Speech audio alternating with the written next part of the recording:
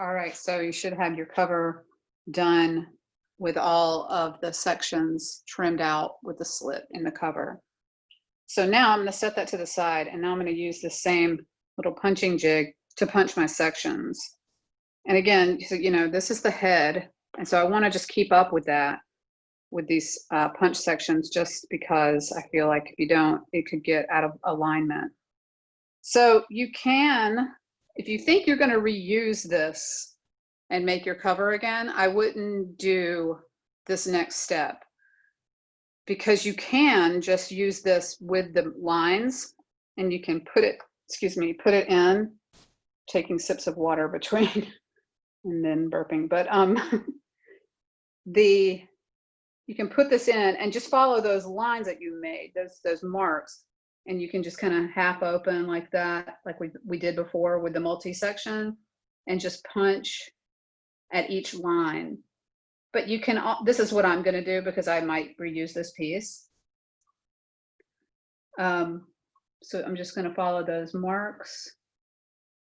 Oop, kind of got off alignment there.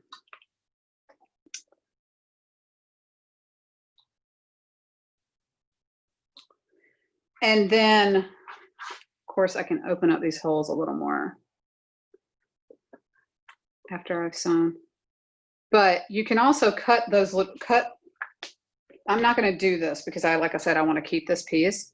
But where that hole is, I can cut a little V. You remember how we did that with our little punching jig for the multi-section flat back, is we just cut these little snipped out, you know, just like snip a little V, or use your X-Acto to cut a little V. If you feel like you need to do that, or if you just are like, I'm just going to make this one time and that's it.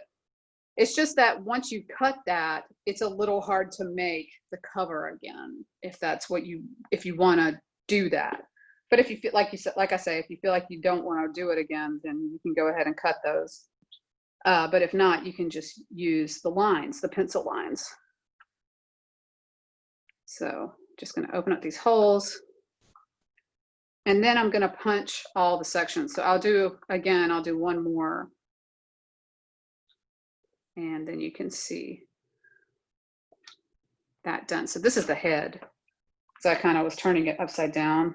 And I'm just laying them now. I'm got this sitting over to the side. I'm just laying them into the cover, which is sitting there open.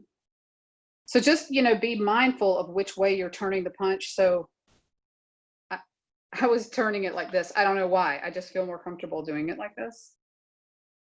And my cover is slightly taller than my jig. Than my text pages.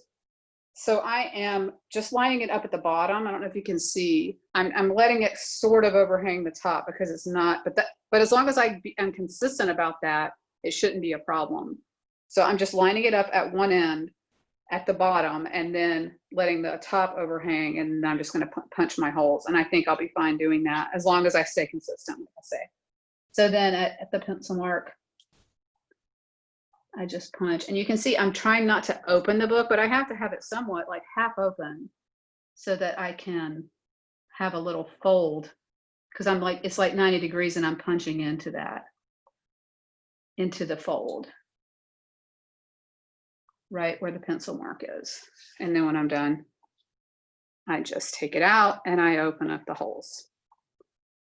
So for this book, you just have single sewing stations, just single holes, not the double ones like we did for the multi-section, because we're not doing that. We're not doing the French web sewing. This is a different kind of sewing. It's the long stitch.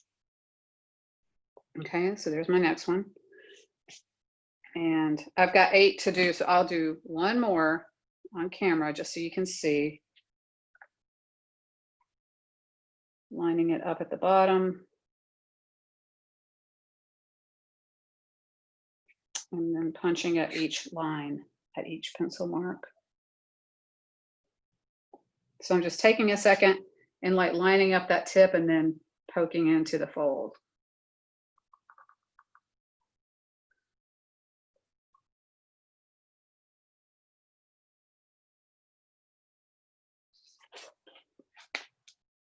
Then opening up the holes. Okay. All right, so that'll be the last one I do on camera. And then I'll talk about the thread. And then I'm going to think about it, about whether or not to sew now or sew on a separate video. Might sew on a separate video, punch the sections. Okay, so that's, I'm going to continue doing that, and then I'm going to talk about the thread, and then I'll do another video for the actual sewing, okay? All right, be back in a minute.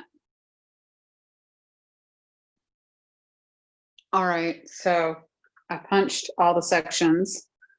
They look like that, in those little holes. You can see, and I just checked them against the slits and just make sure everything looks lined up before I start sewing. Okay, but now I have to make sure I have enough thread. So it's like the multi-section flatback where we measured out the height of the book times the number of sections plus 1 section. So in this case, we have 8 sections, and I'm gonna do 9 heights. And you want to do it rough. You don't want to be like laying it exactly on here and measuring, because you might run out of thread that way. So I always try to at least go like a 1/4 inch, maybe even more like a 1/2 inch head and tail higher. So if you can see, I'm holding it, sorry, holding the tail below, and my fingers kind of, you know, I'm holding it, and then above, I'm like about a 1/2 inch above there. That's the height, okay? Because I don't want to do it so exact, because you're very likely to run out of thread that way. And sometimes I'll do it even looser, but I know that this piece of thread, because I already checked it, is exactly 9, but I'm going to show you how to do that again. So it's 1, then grab it where you're holding it, 2, 3, oops, I'm going a little far, 3, 4, 5, 6, 7, 8, 9, and then I have a little bit more. Okay, so that's what you want to do. That's how much thread you need. And then you're going to use a needle, and you're going to wax your thread. Let me grab my piece of wax and I'll remind you of that step. So you have your wax, and you're just going to like take half of your thread and go in one direction. Just hold your thumb, pull the thread through the wax like that, and then do it the other. I just flipped the thread over. It was like, it was going this way, and then I just turned it over like that. Now I'll pull the other side through, because I don't want a lot of wax, just a little bit. It just helps keep the tangling to a minimum, but that doesn't mean that it won't get tangled. So, and then let me make sure I got that middle part just one more time. Okay, so then your wax thread, your needle, your stack of sections, and your cover. And I'm going to do a separate video just of the sewing. Okay, all right, get ready.